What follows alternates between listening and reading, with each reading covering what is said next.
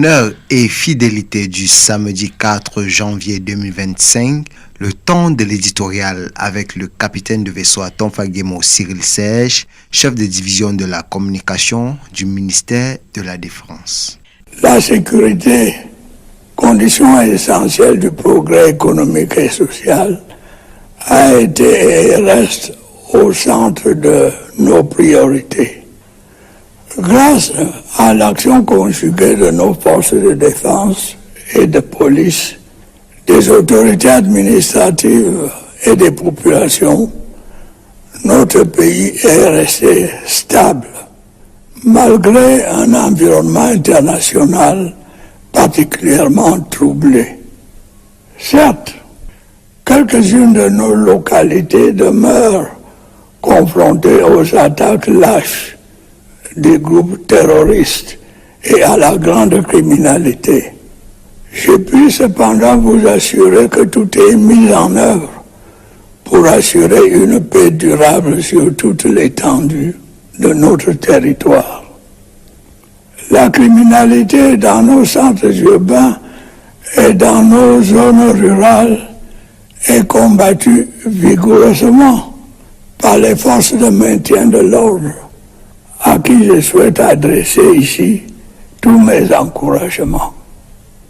Je me réjouis tout particulièrement des progrès enregistrés dans le combat contre le groupe terroriste Boko Haram. Les opérations menées ces dernières années par nos forces armées dans la région de l'extrême nord ont permis de réduire fortement les capacités de nuisance de ces terroristes qui en sont maintenant réduits à ne s'attaquer qu'à des civils innocents. J'observe par ailleurs que le processus de reconstruction des régions du nord-ouest et du sud-ouest progresse en dépit des atrocités commises par quelques bandes armées qui continuent leurs exactions principalement contre la population civile. Je ne dirai jamais assez. La cause séparatiste que ces groupes d'illuminés prétendent défendre est vouée à l'échec. Le Cameroun restera un et indivisible. C'est le vœu de l'écrasante majorité de nos compatriotes. C'est l'essence même du mandat qui m'a été confié. Et je n'y faillirai point. Disons-le d'emblée, ce n'est pas tous les jours que le président de la République, vous l'avez entendu, son Excellence M. Paul Biya, ouvre son message de vœux de nouvel an à la nation par un témoignage de satisfaction à l'adresse des forces de défense et de sécurité camerounaises. En réalité, cet acte est si exceptionnel que nous aurions toutes les raisons de nous en réjouir, voire de nous enorgueillir. À ceci près que, et pour légitime qu'il soit, notre contentement ne doit aucunement nous faire perdre de vue la lettre de mission qui accompagne les laudations du chef des forces armées. La mission qui nous incombe en effet est permanente et infinie dans le temps. D'ailleurs, elle connaît depuis quelques années une nécessité de plus en plus accrue dans la poursuite et l'atteinte des objectifs qui la motivent. Il en est ainsi de la préservation de l'intégrité du territoire national face aux funestes agressions des groupes armés illégaux à la solde de sordides intérêts étrangers désireux de se constituer des territoires de prédation. Il est ainsi de renommée publique que la course aux ressources naturelles, au nombre desquelles figurent des métaux de grande valeur dont regorge notre pays, que cette course, disions-nous, est initiée, alimentée et encouragée par des multinationales avec le soutien et l'appui des gouvernements de leurs origines. Notre mission se prolonge à travers la sécurisation de nos campagnes et cités urbaines, de nos outils de production agro-pastoraux et industriels, la sécurisation de nos temples du savoir, de nos structures médicales, de nos voies de communication et même des lieux d'expression de notre spiritualité. Autant de domaines divers et variés qui sont l'objet de manœuvres de déstructuration destinées à miner la cohésion de notre société, fondement de cette force indomptable et inépuisable qui nous a permis par le passé et nous permet encore aujourd'hui de contrer efficacement toutes les attaques physiques, technologiques et scientifiques de nos ennemis. Cette force, les sachants l'appellent la résilience. Les chaleureux encouragements du chef des forces armées tiennent aussi du professionnalisme, du dévouement, de l'abnégation et du patriotisme dont nous avons jusqu'ici fait montre, autant dans la construction des précurseurs du développement que dans la matérialisation et la promotion du vivre ensemble harmonieux, le militaire camerounais étant du nombre des acteurs majeurs de l'intégration nationale.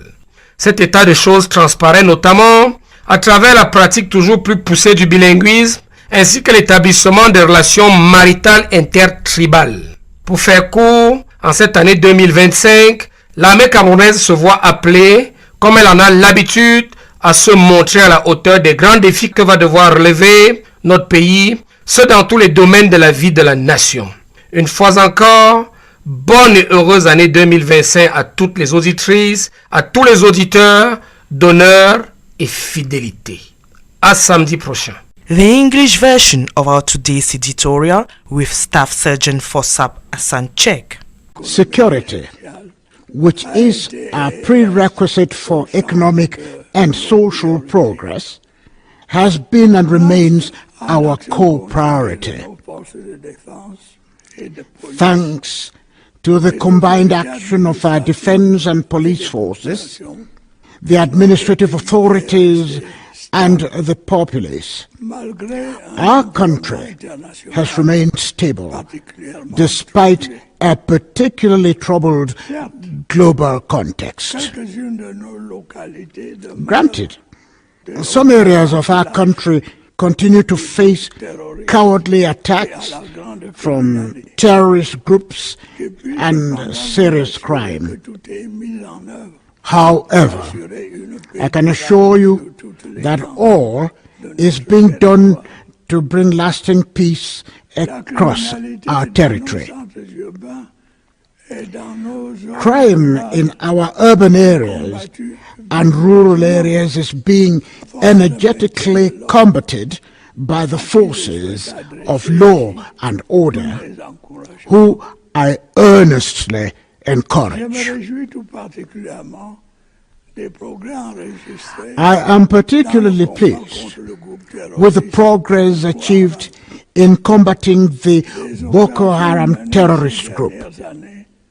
The operations carried out in recent years by our armed forces in the far north region have severely curbed the destructive capacity of these terrorists, who are now reduced to attacking only innocent civilians.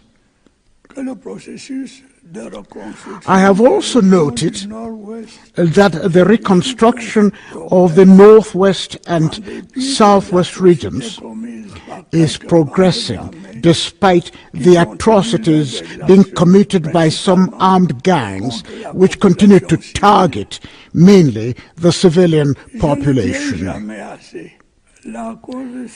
It can never be overemphasized that the separatist cause championed by these purportedly enlightened beings is doomed to failure. Cameroon will remain one and indivisible.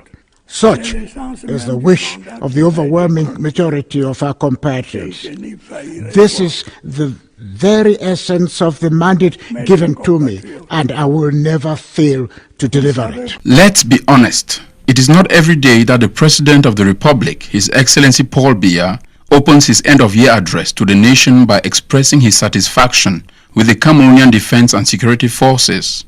In fact, this act is so exceptional that we have every reason to be delighted, even proud.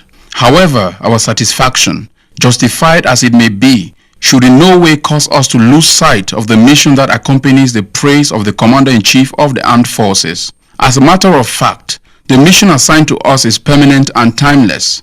Moreover, in recent years, it has become increasingly necessary to pursue and achieve targeted objectives. Such is the case with the preservation of the integrity of the national territory in the face of the devastating aggressions of illegal armed groups sponsored by shameful foreign interests that seek to establish territories of plunder. It is well known that the race for natural resources, including the precious metals that abound in our country, is being initiated, fueled and encouraged by multinational companies with the backing and support of their governments. Our mission extends to the security of our rural and urban areas, our agro-pastoral and industrial production facilities, our educational institutions, our health services, our communication routes, and even our places of worship. All of these diverse and varied areas are the targets of attempts to undermine the cohesion of our society, the foundation of the indomitable and inexhaustible force that has enabled us in the past and still enables us today to effectively counter all physical, technological, and scientific attacks by our enemies. Experts call this force resilience. The warm encouragement of the Commander-in-Chief of the Armed Forces is also due to the professionalism, dedication, self-sacrifice, and patriotism that we have shown so far, both in building the harbingers of development and in realizing and promoting harmonious living together, with the Cameroonian military being one of the main actors of national integration.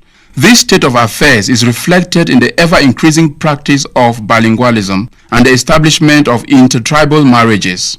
In short, in 2025, the Cameroonian army will be called upon, as always, to rise to the great challenges facing our country in all areas of national life.